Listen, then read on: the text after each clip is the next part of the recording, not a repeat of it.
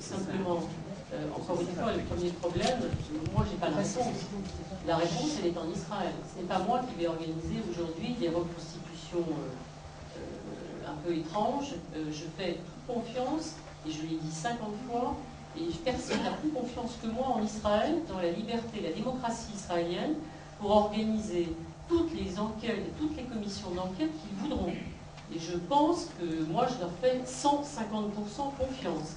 Et je regrette même, à la limite, qu'ils n'aient pas pu le faire ou qu'ils n'aient pas voulu le faire. C'est leur problème. Mais c'est ça qui serait important. Maintenant, nous, j'allais dire, on fait avec les moyens du bord. Et je veux dire, nous, c'est quoi? C'est de savoir si un journaliste de France 2, qui est d'ailleurs, je signale, juif, puisqu'on l'a traité d'antisémite, qui a la double nationalité. Bah oui, on a dit que Charles Anderlin était antisémite. C'est compliqué. Il a eu le prix Goebbels. Ah, c'est bien. Alors là, il faut que je révise mes... Mais là, j'ai du mal à comprendre. Bon, donc, il a une citoyenneté, il a fait un service militaire en Israël, ses enfants vont faire leur service militaire dans 2 ans en Israël. Donc, je veux dire, voilà, il n'y a pas de raison, et personne ne l'a jamais apporté, personne n'a la raison de douter. Simplement aussi, l'honneur de la rédaction de France 2 est effectivement mis en cause. Je crois que toute la rédaction est solidaire. Toute la rédaction, évidemment, de France 2 a envie d'essayer d'apporter des réponses aux questions qui sont posées pour qu'on se débarrasse de cette sale affaire qui touche France 2. Maintenant, madame, je pense simplement que c'est vrai que je parlais tout à l'heure de la charge émotionnelle très forte sur cette affaire. Je comprends. J'ai rencontré des mères de familles françaises qui m'ont dit « Mon gosse a payé très cher dans son collège, dans son école, l'affaire Aldoura ».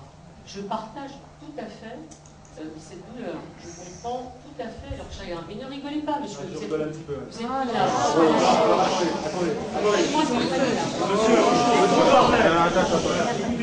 Et je suis très Mais elle veut pas. Je vous dis, monsieur, si vous intervenez encore une fois, vous sortez. Voilà, je vous dis, monsieur, je suis président du MGF, j'ai pris un engagement vis-à-vis de Mme Chabot de respecter. Non, ne vous parlez pas. Sortez-le. Alors je vous demande de sortir maintenant, ou alors vous taisez. Mais je vous dis, c'est votre dernière chance. C'est très clair. C'est très clair. C'est très clair. Non, mais c'est très clair. Simplement, c'est vrai, vous avez tout à fait raison. Il y a 2 niveaux. Le premier niveau, encore une fois, je n'aurai jamais la réponse. Le second, j'essaye de trouver objectivement, avec tous ceux qui de bonne volonté nous aideront à trouver des réponses, objectives encore une fois. Moi, je suis journaliste, je crois aux faits. Je ne crois pas aux fantasmes. Je ne crois pas aux théories du complot. Je crois aux faits et vérifier les faits. Parfois, on n'est pas parfait, évidemment. Mais après, quand on peut apporter, si on peut apporter des réponses aux questions que vous vous posez, nous essaierons ensemble de les apporter avec des gens de bonne volonté. Voilà. Attendez, madame. Bonsoir, moi je suis journaliste aussi, je m'appelle Émilie Rafoul et je suis directrice de l'investigation de Canal+. Il se trouve qu'il y a quelques années, on a décidé, nous, à l'investigation canal, de s'intéresser à l'affaire Aldoura, parce qu'il y a quelques années, Gérard Hubert, que vous mentionniez tout à l'heure, en 2002, est venu nous voir avec un document filmé et en disant, voilà, j'ai la preuve que ce type Aldoura n'a pas été assassiné et que nous avons affaire à une mascarade. Donc nous avons visionné ce film avec beaucoup d'intérêt et beaucoup de concentration. Dans le film, à un moment, il y avait l'enterrement du petit et Gérard Hubert nous dit, voilà, cet enterrement, ces funérailles ont lieu 2 heures avant la fusillade. Et en fait, c'est comme ça qu'il a fini par mettre un petit virus. On a dit, bah, très bien, si vous avez la preuve, on diffuse immédiatement. Pouvez-vous l'établir? Oui, non, ce n'était pas possible, etc. Donc c'est quelque chose qu'on a gardé dans la tête pendant un petit moment. Et puis on a décidé finalement de déclencher une enquête il y a quelques mois, justement, vous parliez du 11 septembre, Madame Chabot tout à l'heure, à propos du 11 septembre. On a démarré sur Loose Change, ce fameux film qui remet en cause les attentats contre le 11 septembre, imputant même aux Juifs la responsabilité de ces attentats sous prétexte qu'il n'y aurait pas de Juifs morts dans le tour. Et donc on a commencé à se poser la question sérieusement de comment on pouvait, au départ, l'idée que j'avais eue était de dire comment on va pouvoir montrer à l'antenne qu'une information est bidonnée au juste.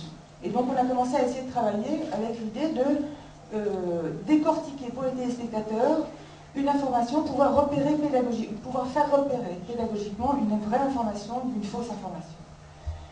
Et on s'est retrouvé face à ces deux histoires qui sont à la fois le 11 septembre et l'affaire Aldoura. Alors l'affaire Aldoura, on a reçu beaucoup de lettres, nous aussi, nous disant c'est du bidon, j'entends mesdames derrière moi dire la même chose, etc. Et tout. Il se trouve qu'au début, le débat ne portait en effet que sur la mort de ce petit gosse, de ce petit gamin et rien d'autre. Au début, il n'était absolument pas question des positions de tir, tout le monde s'est excusé, mais israélienne aussi.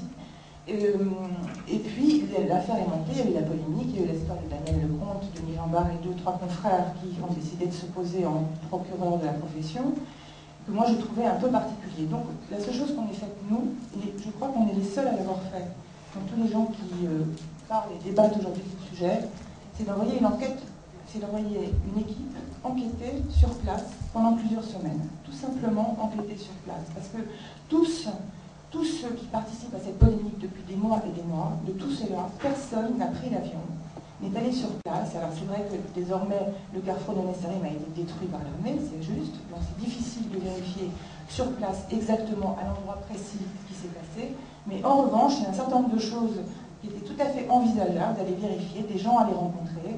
C'est ce que nous avons fait pendant plusieurs semaines, et nous avons pu diffuser sur Canal un document qui établit, je pense de façon incontestable, que cet enfant a bien été assassiné ce jour-là et tué par balle. Maintenant que et France 2 et d'autres confrères et nous-mêmes avons pu mettre en place l'idée que cet enfant avait vraiment été assassiné par balle, désormais, et c'est ce que je vois aussi beaucoup dans les écrits des gens de la communauté que je peux lire, ou comme la journaliste Elisabeth Chemla, c'est que, en fait, l'argumentaire porte de façon émotive sur la photo et l'image de ce... En fait, c'est l'image de cet enfant qui déclenche une espèce d'hystérie émotive. Parce que tous les arguments, quand on lit dans le détail, tous les écrits des gens qui doutent de cette histoire, ce qu'on remarque, c'est que dans un premier temps, et il y avait un papier d'Elisabeth Lévy sur son site il y a quelques jours, qui était assez frappant de ce point de vue-là, c'est que dans un premier temps, on explique que non, c'est une mascarade, que ça n'a pas eu lieu, que le caméraman est suspect, que Anderlin n'était pas là. Alors que, si je peux me permettre, pardon de le dévoiler, mais la moitié des journaux télévisés sont faits avec des images qui arrivent de l'extérieur par des journalistes à l'intérieur des rédactions, qui vont dans les cabines de montage et de mixage et qui ne sont à 50% dans les JT, pas sur place. La première partie de l'argumentaire est toujours de dire cet enfant n'est pas mort, et puis la seconde partie est de dire mais en fait s'il est mort, c'est forcément de la position de tir palestinienne.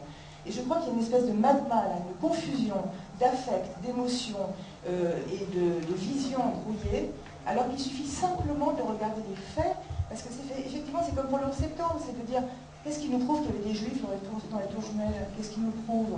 À partir du moment où vous mettez ce virus, nous, notre travail, c'est d'aller sur place, de rencontrer des gens, d'accumuler des documents, de voir des témoins et d'apporter... Merci, merci beaucoup. Attendez, au point où on en est, on s'est engagé aussi vis-à-vis de Philippe Karsinki à l'entendre. Je voudrais, en votre nom à tous, remercier Arlette Chabot, qui reviendra tout à l'heure après l'exposé de Philippe Karsinki, qu'elle ne souhaite pas entendre, parce qu'elle ne souhaite pas débattre avec lui, et qu'elle connaît. Donc, la laisser partir, je la remercie, et on va donner la parole à Philippe Karsinki. Vous aurez ensuite la parole pour poser des questions à Philippe Karsinki. Attendez, dans une troisième partie, je vous l'ai dit tout à l'heure, Arlette Chabot reviendra, donc vous pourrez encore poser des questions, et je permets donc et si vous permettez, donc on laisse Arlette Chabot son avis. Il y a aussi une procédure contre Canal+ maintenant, ils ont les deux maintenant. Bon. Bon. Merci Arlette Chabot.